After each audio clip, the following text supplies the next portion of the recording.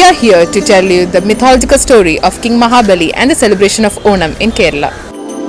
During his reign, Mahabali was greatly adorned for his generosity by the people of Kerala. The Devas felt threatened by Mahabali's popularity among his people. Mahabali, being Vishnu's greatest devotee, the Devas went to Mahavishnu for help.